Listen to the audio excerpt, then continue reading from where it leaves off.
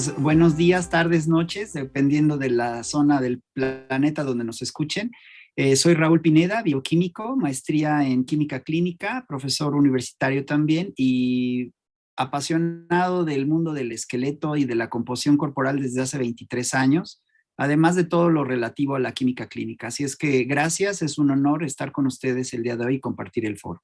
Gracias nuevamente por la invitación. Estoy emocionado de poder compartir 23 años de experiencia en composición corporal por DEXA y además mencionar la fuerte y prometedora capacidad de la impedancia bioeléctrica en un futuro para desarrollar proyectos de seguimiento de nuestros atletas. Me voy a centrar en 4 áreas. Una es la importancia que tienen los 3, por lo menos 3 segmentos del cuerpo, macro compartimentos como el adiposo, muscular y esquelético, amén de la hidratación. Luego, ¿cómo medirlo? ¿Para qué y cuándo medir? Y finalmente, la importancia que tiene la interdisciplina. Sin duda alguna, un atleta olímpico tiene un fenotipo especial para cada disciplina atlética. Lo entendemos y lo valoramos, puesto que cada quien necesita un somatotipo distinto para aguantar dichas cargas.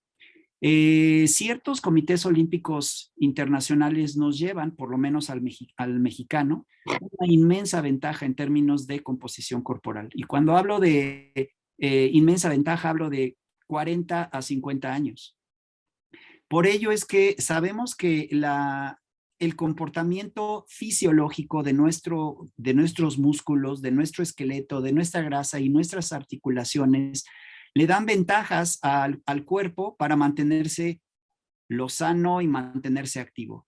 Dichas ventajas están representadas en perfiles bioquímicos que ustedes y yo sabemos que aporta el ejercicio. Si nosotros pudiéramos ver por dentro nuestros macro compartimentos, sin duda tendríamos la bendición y la oportunidad de corregir ciertos riesgos. Sin embargo, reconocer un enemigo que nunca he visto y que no he identificado como tal, como enemigo, pues lo hace más difícil. Es allí donde los 3 compartimentos de tejido adiposo, muscular y óseo se interrelacionan íntimamente en forma de proteínas conocidas como adiposinas, miosinas y osteocinas, y con ellas podemos nosotros identificar ciertos puntos de corte para cada uno de estos segmentos y con ello podemos prolongar, favorecer y potenciar la actividad atlética de nuestros atletas. Vemos y conocemos nosotros a Mohamed Ali, quien fue un ícono en su categoría en pesos pesados. ¿Cómo podríamos haber identificado a tiempo que dicho atleta se estaba degenerando en una forma irreversible? ¿O cómo podríamos prevenir fracturas expuestas de tibia y peroné en ciertos atletas de alto rendimiento de selecciones nacionales? ¿Cuándo pasamos de un estado de salud, bienestar, logros, a un estado de fatiga, lesiones, enfermedad, discapacidad e inclusive mortalidad?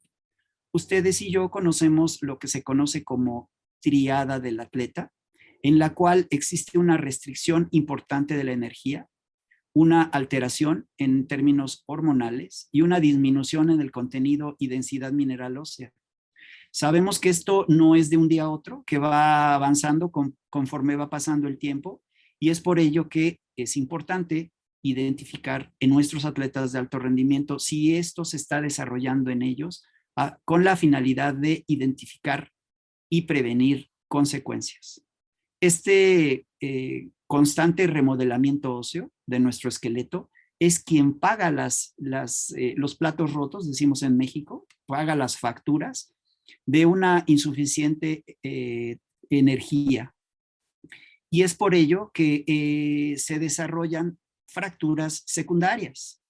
El Comité Olímpico Internacional lo sabe que existen cambios en la piel, cardiovasculares, endocrinos, gastrointestinales, renales, y sabe también que existen ciertos tratamientos médicos diuréticos, laxantes, tratamientos para bajar de peso, saunas y algunas otras estrategias que deterioran al cuerpo en diferentes disciplinas atléticas. Sabemos también que hay puntos de criterio de alarma que nos pueden identificar a tiempo que el atleta se está deteriorando. Bien pueden ser antropométricos, clínicos, dietarios o ambientales, pero también pueden ser bioquímicos. Es ahí donde la composición corporal, sea por impedancia, sea por DEXA, nos permiten tener una información fina y nos permiten corregir a tiempo, particularmente hablando de 25-hidroxivitamina D.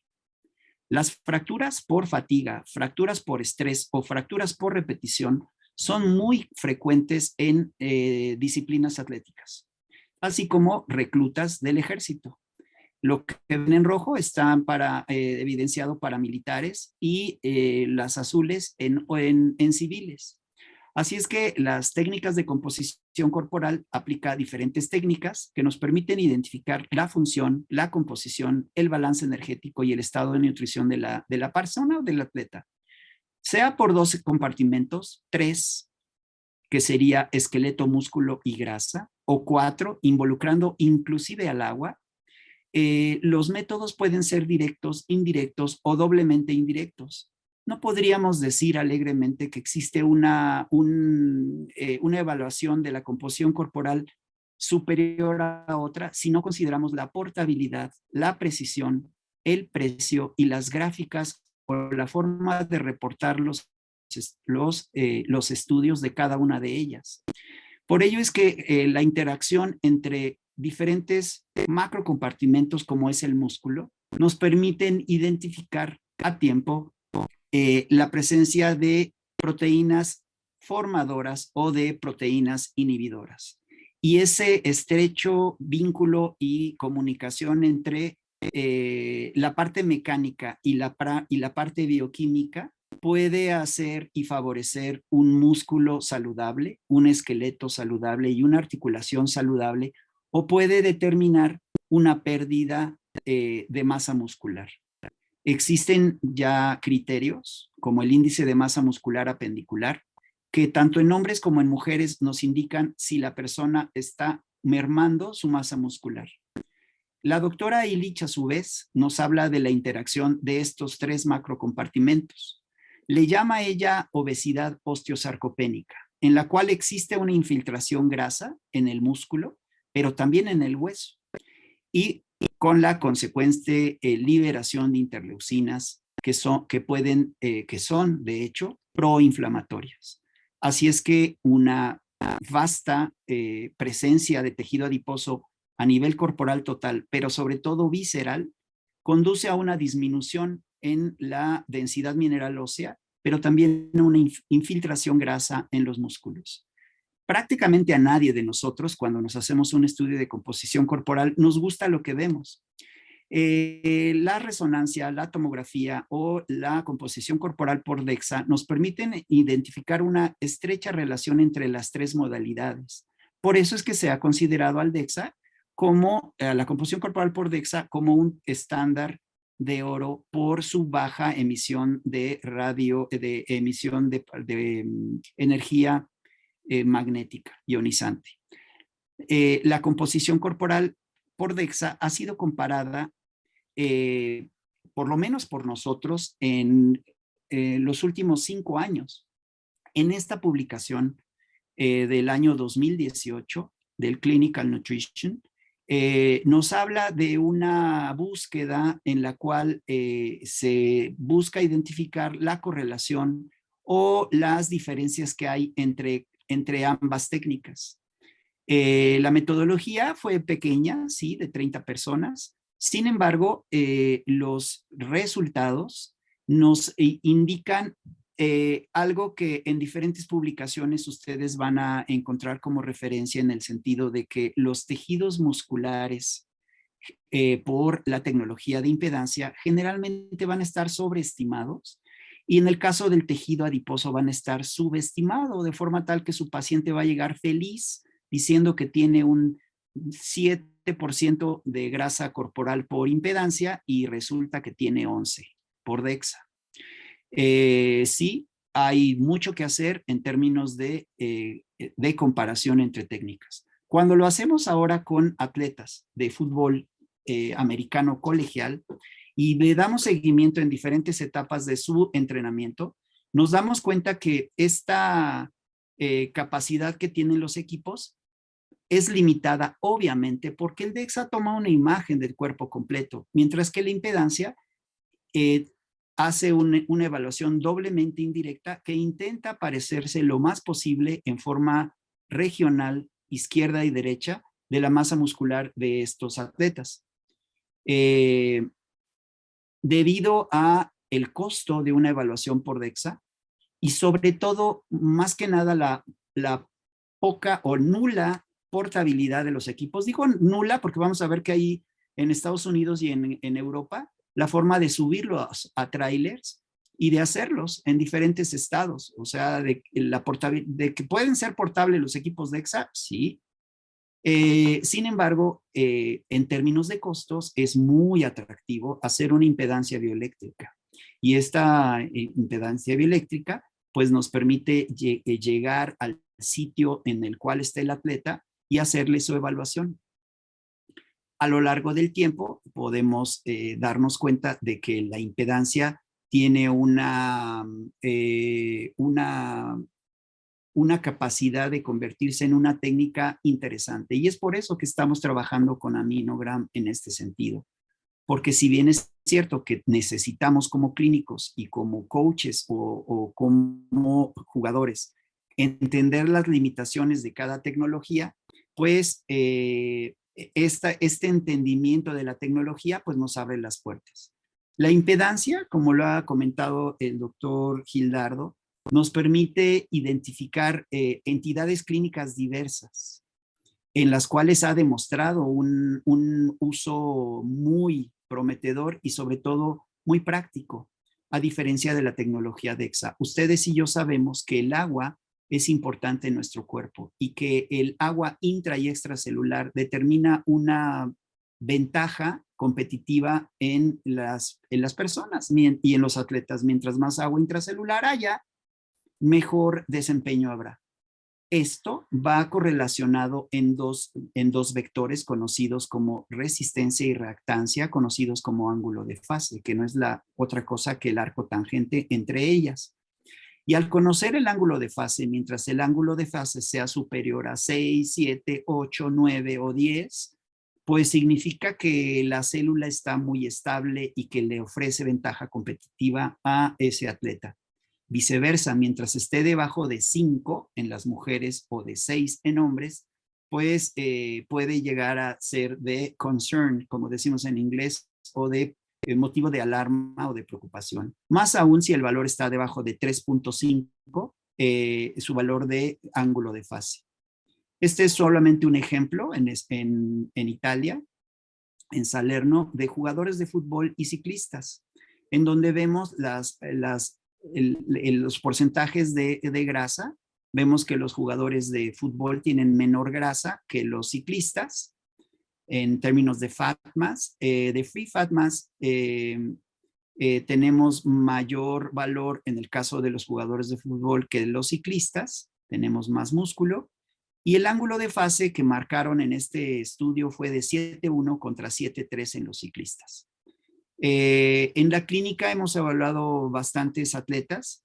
Han habido atletas de 8, han habido atletas de 9. Cedric me ha comentado que él le ha tocado evaluar en eventos atletas de 10 y hasta de 11. A mí no me ha tocado llegar a tales niveles de ángulo de fase. Con ello queremos decirles, mandar un mensaje cordial en el sentido de que el ángulo de fase se constituye como el vector o uno de los parámetros más importantes a largo plazo para nuestros atletas.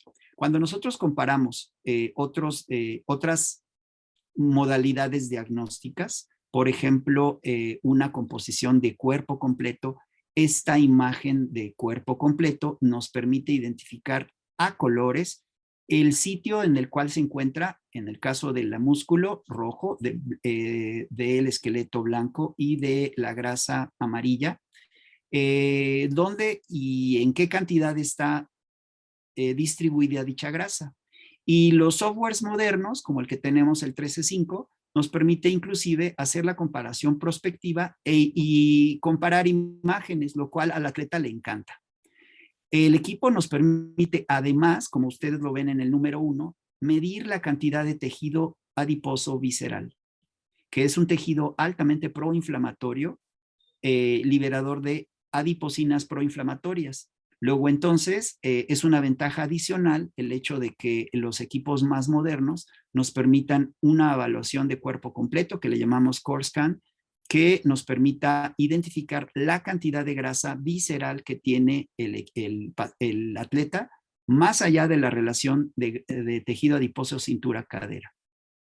Existen otros softwares, como es el TBS, que es Trabecular Bone Score, que nos permite identificar el grosor y la distancia entre trabéculas, particularmente en pacientes con diabetes, y otros softwares que van más allá de un estudio tradicional de densitometría y que abarca otras áreas como reumatología, endocrino, pediatría, geriatría, bariatría, ginecología y, por supuesto, desempeño atlético.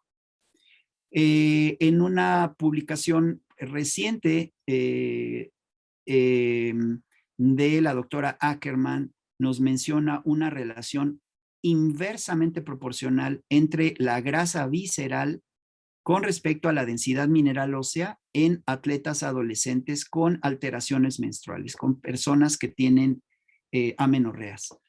Tenemos ya disponibles valores de referencia de composición corporal por DEXA en atletas de diferentes disciplinas, como lo ven en la tabla, de todas, pista, campo, ciclismo, natación, etcétera, gimnasia, etcétera. Y con ello tenemos valores totales, valores apendiculares de brazos y piernas e inclusive izquierda y derecha. De esta forma tenemos valores bastante finos que les permiten a ustedes tomar decisiones de cómo intervenir con sus atletas. La tecnología DEXA nos permite mandar 2 rayos X que atraviesan el cuerpo. Uno no atraviesa el esqueleto y el otro sí lo hace. Tenemos los resultados del lado izquierdo del esqueleto y del lado derecho los resultados regionales de músculo y tejido adiposo. Y con ello podemos hacer reportes prospectivos a lo largo del tiempo. Ya las tecnologías más nuevas de composición corporal nos permiten evaluar a pacientes, por ejemplo, de fútbol americano, superiores a 160 kilos y hasta 205. Es importante subrayar las diferencias que existen entre la impedancia y la tecnología DEXA en términos de composición de tejido adiposo. Así pues, cuando nosotros a nuestros pacientes los estamos evaluando a través del tiempo y tenemos un resultado de densitometría de cuerpo completo, es obligado que le practiquemos a nuestros atletas una densitometría de columna y cadera. El resultado de cuerpo completo no marca el resultado o el diagnóstico de ese esqueleto. Y como ustedes ven en esta tendencia, un cuerpo completo de la gráfica de abajo nos dice barrita azul, masa muscular, barrita amarilla, tejido adiposo. Y los 2 resultados de arriba son los de tejido esquelético. Este es otro equipo, ya no es Hologic, es General Electric, y vean cómo los resultados de la cabeza, o sea, el equipo rastrea el resultado de densidad de la cabeza, de los brazos, piernas, tronco, costillas, pelvis, columna total, y no solamente toma los del esqueleto, sino toma los el músculo y la grasa. Y con ello, si el paciente o el atleta tuvo una lesión deportiva en un brazo o en una pierna, podemos saber cuánto perdió y cuánto lo está recuperando a través del tiempo. Cada disciplina atlética tiene puntos de cortes totalmente distintos en términos de composición corporal y es obligado que un reporte no solamente vaya acompañado de imágenes, sino de un reporte ejecutivo que les diga a ustedes cómo salió ese paciente en los 3 segmentos. A lo largo del tiempo es importante que el atleta mantenga el mayor tiempo posible la masa muscular y que mantenga a raya, no digo que sea baja, simplemente que mantenga a raya en una forma prudente el contenido de tejido adiposo. Por ello es que los diferentes equipos nos ofrecen ventajas que nos permiten evaluar, por ejemplo, en jugadores de la NFL, ir más allá de los resultados bioquímicos, de forma tal que podamos tomar la decisión en qué momento es ya prudente sugerir un retiro y evitar lesiones. Esto se ha hecho en jugadores de la NFL, particularmente en aquellos de los Green Bay Packers, que tienen una tradición de alrededor de 16 años en la evaluación de sus atletas. Y como ustedes pueden ver en las imágenes, cada posición tiene composiciones corporales totalmente diferentes en términos de porcentaje de grasa del lado izquierdo y de masa muscular del lado derecho. Podemos saber también la diferencia que hay en masa muscular de esqueleto y de músculo entre una pierna y en otra. Y con ello nos podemos percatar que en un jugador de fútbol americano pueden haber diferencias de hasta de 5 kilos entre una pierna y otra. En jugadores, por ejemplo, de los Green Bay, no, de los Gigantes de Nueva York, campeones del año 2012 de la NFL, se evaluó esa composición corporal y se evaluó y se comparó contra aquellos que habían jugado en 1998 al 2009. Ello nos da una pauta de que los scoutings actuales de la NFL prefiere a aquellos que son más magros y menos adiposos, puesto que tienen mayores fuerzas de bench press, squats y power clean a la hora de levantar esas pesas. Así es que la composición corporal por DEXA ha ofrecido una ventaja inmensa a los equipos representativos de la Gran Bretaña y de los Estados Unidos, al igual que a los de Brasil y de Japón, los más recientes. Cuando nosotros evaluamos a un jugador que ha sido sometido a un tratamiento a base de ejercicio, comparando octubre contra junio del siguiente año, vemos que el paciente puede bajar en una forma importante el porcentaje de grasa y puede aumentar también la cantidad de masa muscular. Ello se ha utilizado en otras disciplinas, por ejemplo, en rehabilitación, en la cual, si bien es cierto que el peso y el índice de masa corporal no hubieron grandes cambios, a la hora de hacer la evaluación de una pierna contra otra, nos podemos dar cuenta que la pierna izquierda le falta ganar masa muscular con respecto a la pierna derecha. Como les había mencionado, estos equipos ya se han montado en trailers y esto nos permite evaluar la composición corporal, por ejemplo, de nadadores contra beisbolistas, contra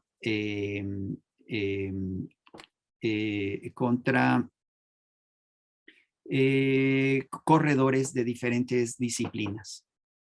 Es importante tomar en cuenta la vitamina D en la evaluación de nuestros pacientes, puesto que no solamente repercute en la salud del esqueleto, sino también en la salud de la masa muscular del páncreas.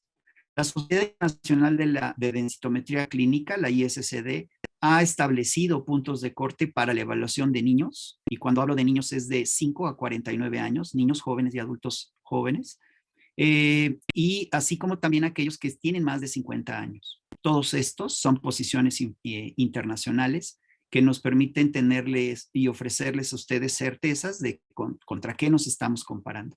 ¿Qué hay que hacer con nuestros pacientes? Pues identificar a aquellos que están en riesgo, prevenir lesiones, intervenir con regímenes de rehabilitación, de alimentación o de descanso, y de esta forma llegar a apoyar a nuestros atletas. Identificar cambios antes de que se altere la función, facilitar la rehabilitación, maximizar el trabajo en gimnasio deportivo. ¿Con qué nos quedamos el día de hoy? Con el hecho de que una dieta extrema, con una disponibilidad calórica baja y con problemas de alimentación o desórdenes de alimentación pueden tener efectos adversos en la salud y en el desempeño. Y esto es particularmente importante en atletas adolescentes. Por ello es que hay que tenerlos en cuenta. Importante además que estos atletas no solamente tengan la intervención, sino que sean educados en una forma apropiada para que ellos mismos tomen las decisiones y no tengan mayores consecuencias. La composición corporal, por ende, se constituye como una importante herramienta de investigación epidemiológica y toma de decisiones que debería de ayudarnos a explicar con facilidad a nuestro paciente lo que está sucediendo. Por ello es que el Comité Olímpico lanzan una herramienta de análisis para que a todos ellos, por ejemplo, desde Londres hasta la fecha, han regalado General Electric equipos completos para que estos atletas tengan una forma objetiva de evaluación. Y en lugar de que estemos buscando soluciones, pues las encontremos, puesto que sabemos dónde se encuentran. Es bueno estar perdido, pero hay que hacerlo en la dirección correcta. Y no es suficiente saber, necesitamos aplicar y sobre todo hacerlo. De esta forma, nuestros atletas tendrán una ventaja competitiva importante al hacer evaluaciones corporales. Gracias y estamos a sus órdenes para cualquier pregunta que puedan tener. Magistral ponencia, como siempre, mi querido Raúl. Muchísimas gracias. El doctor Oscar Jiménez nos hace una pregunta. Él quiere saber cuál sería el porcentaje de diferencia de los resultados en cuanto a composición corporal por DEXA versus bioimpedancia. Depende del segmento. Como menciono, los resultados que yo he leído dependen de la marca, inclusive. No es lo mismo RJL que InBody o que Seca. Y ahora que lo estamos cruzando contra los resultados de Aminogram o de BioDye, pues depende, francamente depende. Sí, la tecnología es importante y yo estoy orgulloso de haber trabajado ya durante 5 años, por lo menos, evaluando niños. Ahora estamos a punto de arrancar con obesos mórbidos, y bueno, de tener una buena casuística en el ámbito deportivo. Me atrevería a decir que dependiendo del equipo, varía, puede ser desde el 10 hasta el 30% de diferencia. Y es bastante, pero por eso la elección de su equipo debe de ser meticulosa. Y creería yo, para aportar a la respuesta, mi querido Raúl, tú me dirás si estoy equivocado, que también va a depender mucho el tipo de dispositivo y las frecuencias del dispositivo, pero además de eso, ¿cuál es el componente que quieras evaluar? Porque efectivamente, pues todos sabemos para qué es el gol estándar del DEXA. Entonces, creo yo que una de las cosas que más creo yo que debemos insistir todos es que todos los equipos de bioimpedancia deberían declarar si son multifrecuencia o monofrecuencia, pero además de eso que nos digan cuáles, porque si bien es cierto las fichas técnicas lo sacan, cuando se sacan los resultados no nos lo dicen. Mi querido Raúl, no hay más para que avancemos en las ponencias. Te agradezco mucho tu ponencia, la respuesta, así que le damos la palabra a la doctora María Martínez con su ponencia.